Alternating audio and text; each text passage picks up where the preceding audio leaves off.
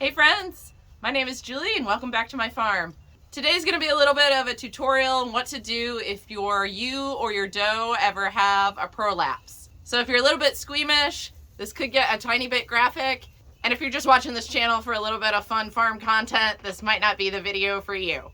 But if you do have a problem, stick around. I'll show you what to do. This is Betty here. She is a 4-year-old ewe. This is the first time she's had any problem with prolapse. She is a little bit too fat, and we think that's the reason why that's happening. She's also in very late stage pregnancy. Usually you'll see prolapses in the last month of pregnancy. I've only had one other animal experience prolapse in my herd, so it's not very common. I read that it's about 1 in 100 animals will experience some sort of prolapse during pregnancy. It's because she is so fat and her babies are so large and they are moving to the back that they're putting a lot of pressure on her organs, especially her bladder, which is making her feel like she has to pee a lot. So she strains to pee, and that sort of pushes that tissue out. Oh, there he is. It's back very far. Okay. Right before the udder. Hey, little dude. You moving? I think you're moving. Come on, talk to me. Yeah, he's moving. I really hope that she's going to go into labor and I can just get the babies out, because then everything will naturally go back to normal. I'm not seeing any contractions yet. So in the meantime, we've just got her isolated in a stall so she doesn't move around too much. She is eating. She's acting pretty normal otherwise. So I'm just going to have to monitor really closely, help push it in when I need to, and probably fit her with a homemade prolapse harness. And we'll show you how that's done. You want to keep everything clean as possible, so I've put down fresh bedding, because when she lays down, that tissue has contact with the ground. I'm going to wear gloves, and I've got some iodine in warm water and a clean rag. So the iodine not only helps keep things clean, it will help reduce any swelling that she's experiencing.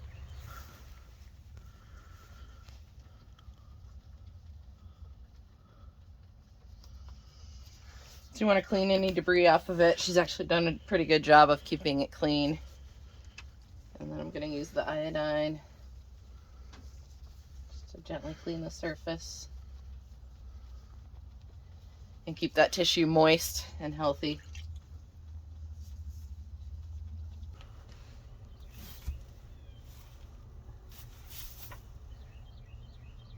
She pushes back against me when I do this because it's uncomfortable.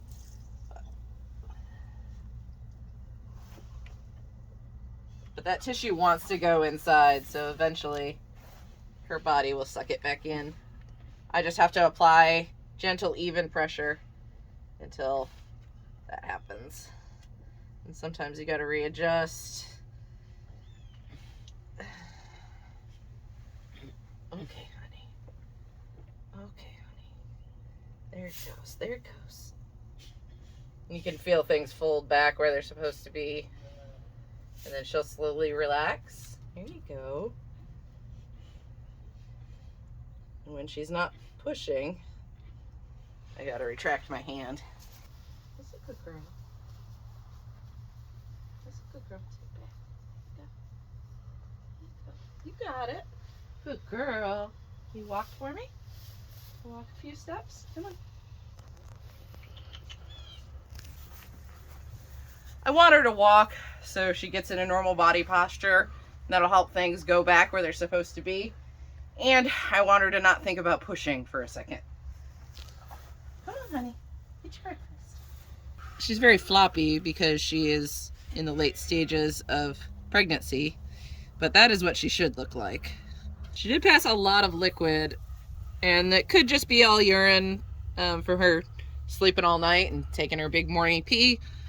Or that could be her water breaking. I'm not really sure. It was pretty clear. I tried to go a little deeper, and I still did not feel any hooves or head or anything that could be a baby in the canal.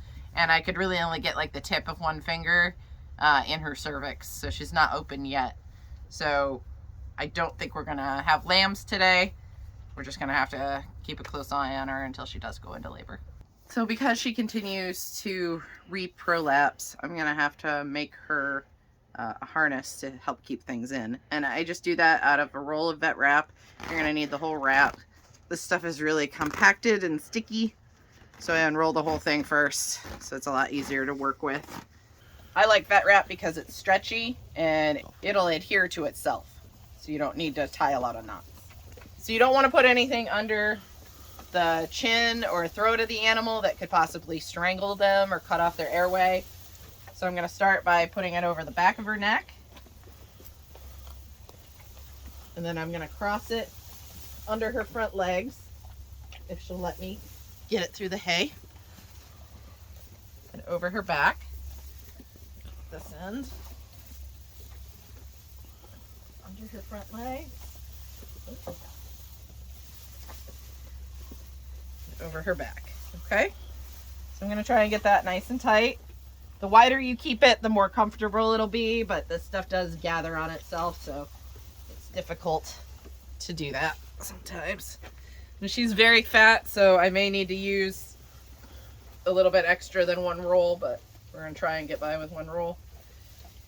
All right, so these two ends are going to cross over her back, and we're going to go down towards her hips. And then I'm going to come up, and she doesn't like this part. And try and come up under her hind legs. Each end. I may need a holder. Okay. So I'm pulling each end under her hind legs and around her udder.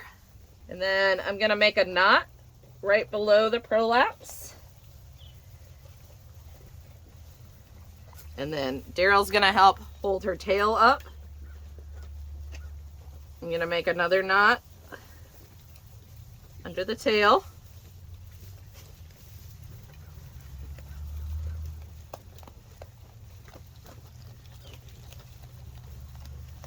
All right. And then if you'll hold this end.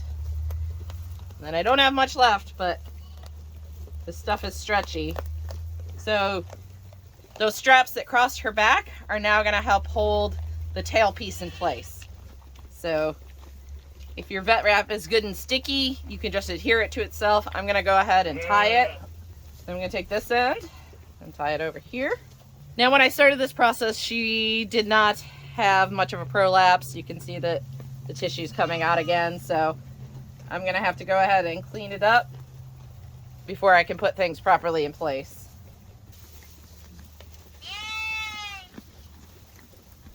If you'll hold her tail up and keep her there. I'll do this.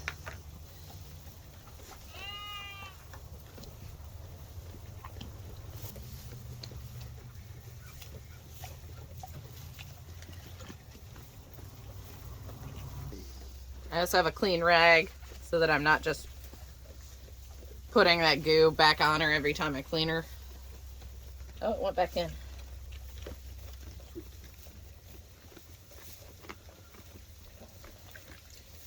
You want to clean that area really, really good, inside and out, the iodine.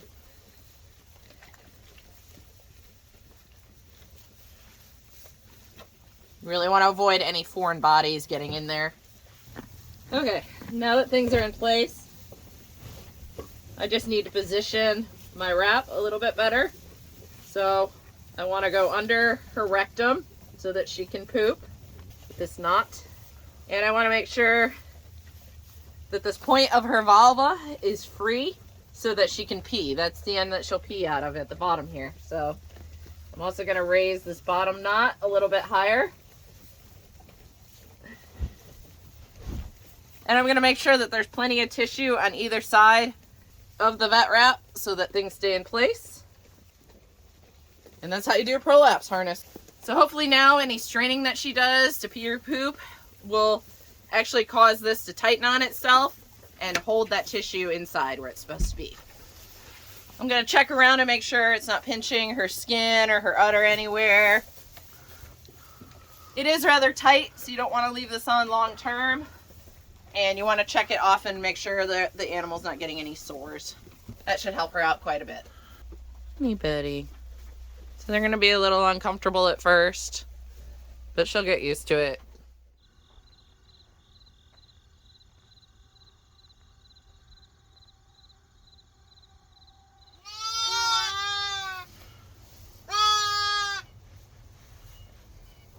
Try to stand. That's good. Good job, little girl. Good job. You're tough.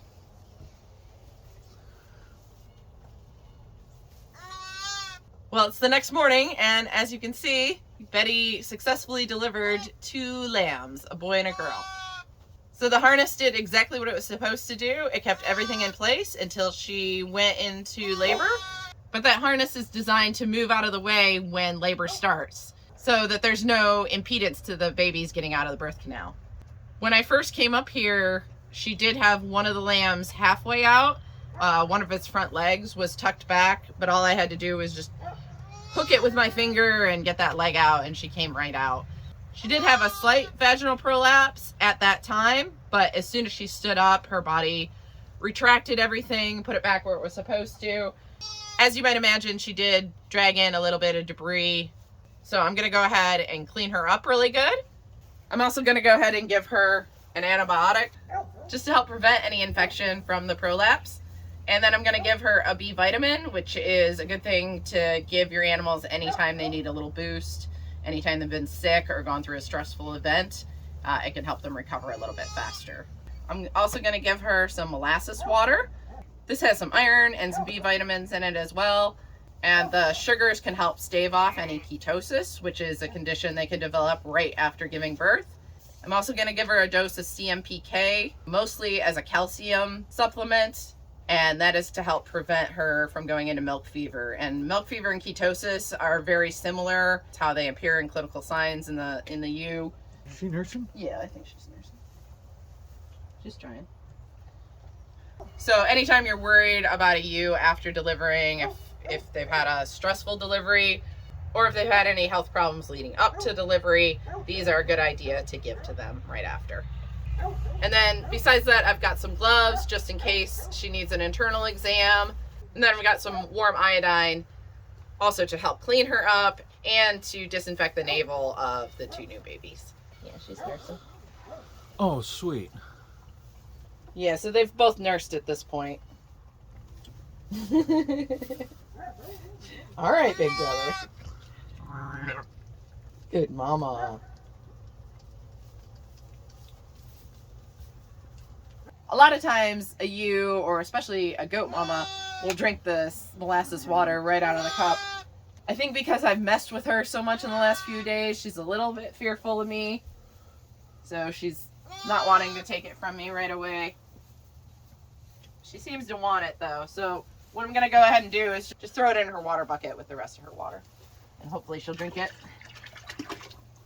That'll help cool it off a little bit too. You want to warm it up to help dissolve the molasses really well, but it's easier for them to drink it if it's lukewarm or cooler. Did you get it?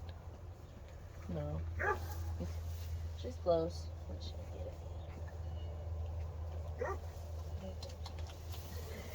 That's the noise. That's the noise. The only thing I'm going to do for the babies is dip their navels in iodine. Just helps prevent any infection. If they do get an infection through the navel, it usually appears as swollen joints. It's called joint ill or navel ill. And it can be treated with penicillin pretty easily.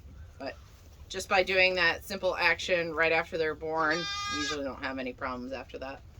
So we've witnessed them both nursing. She's licking them. She's acting like she feels a whole lot better. I think we're safe to just leave her alone, let them bond, and let her body recover. So while Betty was passing her placenta, she experienced another partial prolapse. And at the start of the problems with her, I did go ahead and order an actual prolapse harness. It's just a very similar design. It's just made from nylon and it's got adjustable buckles. This one is made by Premier One Supply. I actually ordered it from Valley Vet. Just a quick tip, if you ever need emergency medical supplies, if you order from veterinary or medical supplier websites, they will ship it to you very quickly. And I got this in about 36 hours. We're gonna leave that on her until tomorrow, which will be 48 hours post lambing, and we'll take it off and we'll see how she does. Well guys, that's it. Luckily we've got a happy ending to this story. We've got 2 new beautiful lambs on the ground, and we've got plenty more to show you in the future. And if you want to see the video where I explain everything that we do during the lambing season here, you can check it out right here. Thanks for watching, and we'll see you next time.